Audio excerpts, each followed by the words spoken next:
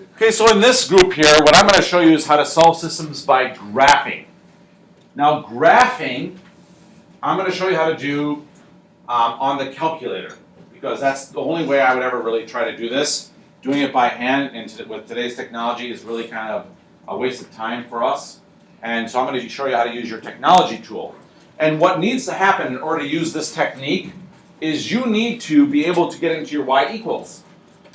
So in order to use this, you always have to have the y by itself and positive. 1y or y equals something. So the strategy here is to make sure every single time that you have y equals something. And if you're going to do that, then you're going to put things in y1 and y2 in your calculator. That's what we're going to do. So for example, if I look at number 1, I'm going to go into my calculator now in number 1, and I'm going to type that into my calculator in order to solve this system, and I'm going to put the second one in y2. So let's go to our calculators. Here we go. And I go into my y equals. And in my first y equals, I type in negative x plus 4. And I hit enter. And in the second one, I type in parentheses, negative 3 divided by 5, parentheses, x plus 2. Enter. These are my two lines. I can actually see them on the graph here on the screen crossing. So later, if you want, you can transfer these to your graph that's on your worksheet and your notes, but I'm only showing you the technique on how to do this on your calculator. Okay, and then you guys can do the rest by graphing it yourselves. Then, in order to find the solution, after you put them in y1 and y2, you are going to do the following. You're going to go to second, and then up here where you see trace, above it, it says calc, which means calculate.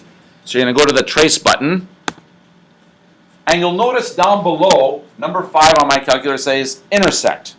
So I'm going to go to intersect, and then on your calculator it's going to say which one's the first curve. You don't really care, you just hit enter. Then it says which one's the second curve, and you hit enter. And then you say, oh, where do you think it's going to cross? See the little blinker? You think it's crossing right there? No. So you slide over to where you think they're crossing, and you guess where you think they're crossing for the x value. So that looks like 1, 2, 3, 4, maybe at 5 on the x value. So I type in a 5, and I hit enter. And it tells me, oh, look, they're crossing down at the bottom at 5, negative 1. That's the answer, 5, negative 1. So I go back into my graph, and I know that they're going to be crossing, when I get the answer here, at 5, negative 1, the end. Let's say I actually wanted to graph these things. So I see my x-axis here, and I see my y-axis here. I could, if I wanted to, graph these by hand also.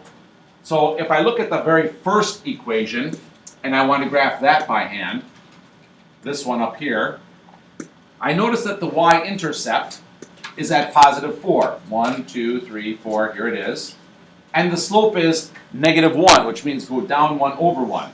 So I just put those dots on my graph, and I could graph that line. I could also look at the second equation, and I'm not going to do this every time for you guys, but I just wanted to show you how you can do this by hand. And I notice that my y-intercept is positive 2, so I put a dot at positive 2 on the y-axis. And the slope says negative 3/5, which means go down 3, right 5. So down 3, 1, 2, 3, and right 5, 1, 2, 3, 4, 5 is right here. And I draw my line. And so this is talking about where those two graphs cross. So it might be a good idea to talk about how this all occurs. So I'm going to write some instructions here. So first of all, you're going to put the y1 is your first equation. y2 is your second equation. After you're going to do that stuff, you go zoom 6, which is a standard window. And then you go second, trace, 5, enter, enter, enter. The first enter is to say that you're looking for the intersection. The second enter says that's my first equation. The third enter says that's my second equation. And then the next thing is guess. And you can just try to hit enter again. And then down at the bottom, they'll have x equals something, and they'll have a y equals something. So these are the instructions on how to do this on your calculator in the orange. So the only difference in any of these equations is if the y is not alone, you have to get it alone. So in number 2, I noticed right away, thanks to some people from the audience, that the y is not by itself in the first equation. So what I'm going to do is I'm going to make that happen.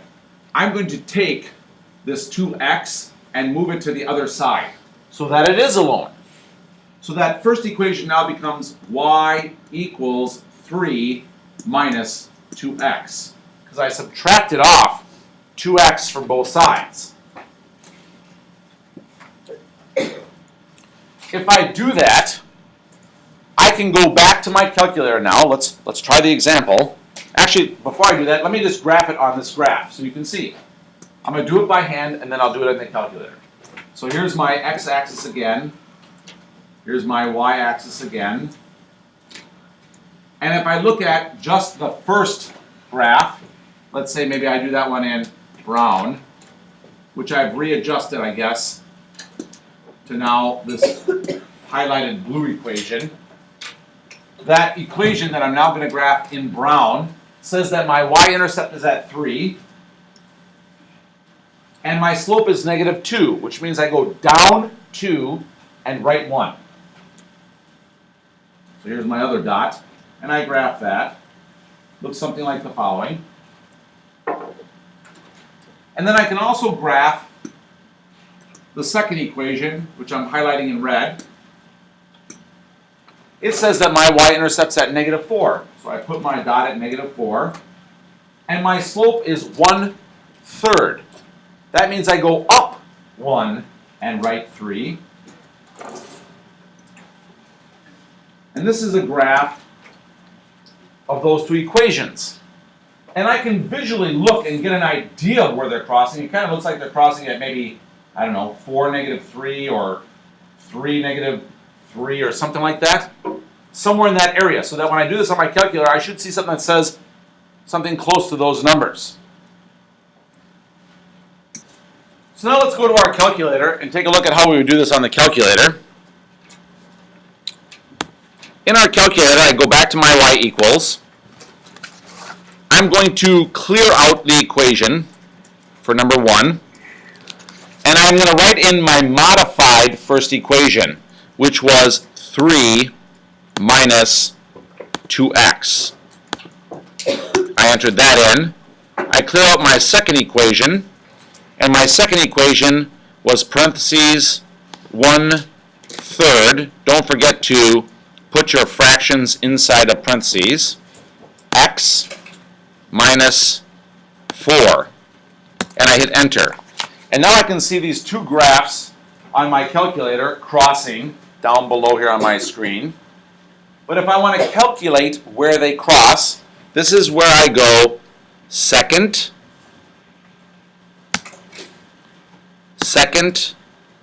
trace, number 5 for intersection, and then I hit enter, enter, enter.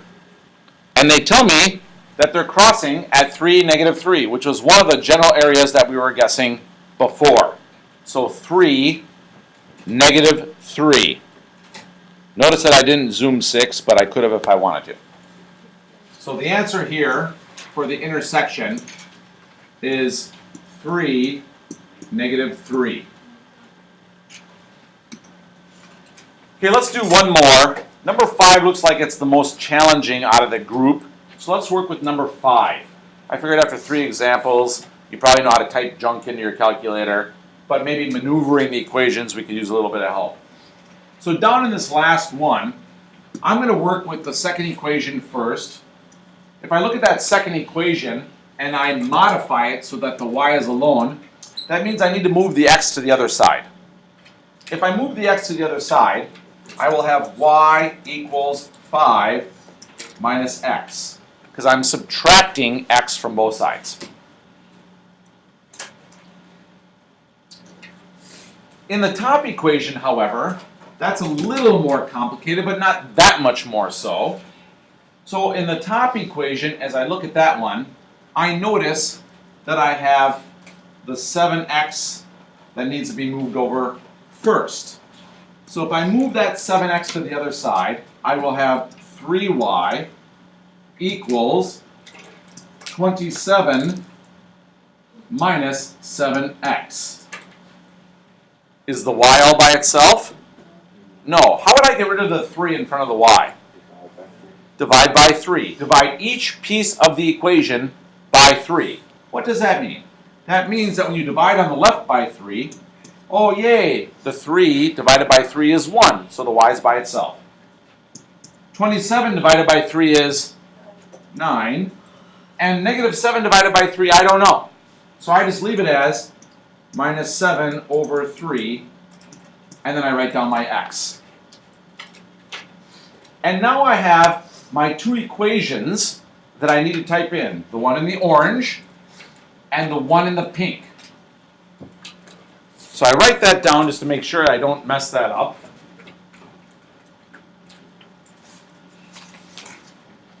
So on my piece of paper, I'm going to write down y equals 5 minus x and y equals 9 minus 7/5 x. Do not, 7/3, pardon me. Do not forget to put that fraction into a parentheses. So now I go to my calculator, I go into my y equals, I clear out the equation, and I type in that first one, which was the 5 minus x. And I clear out my second equation, and that one was 9 minus parentheses for the fraction 7/3, which is the same as 7 divided by 3, x. And I hit enter. And then I go to graph, or actually in this case, I'm going to find out where they cross. You can zoom 6 first, and then go second trace. Number 5 for the intersection. I see them crossing, I go enter, enter, enter, and it tells me that they're crossing at 3, 2. So I go back to my paper and I write down 3, 2. That's where they're crossing. Now if I were doing this by hand, of course, I could put in my x-axis here so we can see a little bit better on this screen, and my y-axis. The orange equation says I have a y-intercept of 5. That means that I'm up here at 5.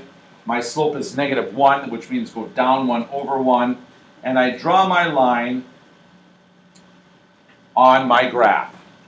I could also do the pink graph, which says that my y-intercept is at 9. So I put my dot at 9 on the y-axis. And the slope is negative 7/3, which means I go down 7 and write 3. So 1 from that point, 1, 2, 3, 4, 5, 6, 7, and write 3. And I graph that line. And you can see that the visual on the graph, because I'm freehanding things, is not as good as the calculator for determining where they intersect. But every single time, it's the same process. Get each equation to a y equal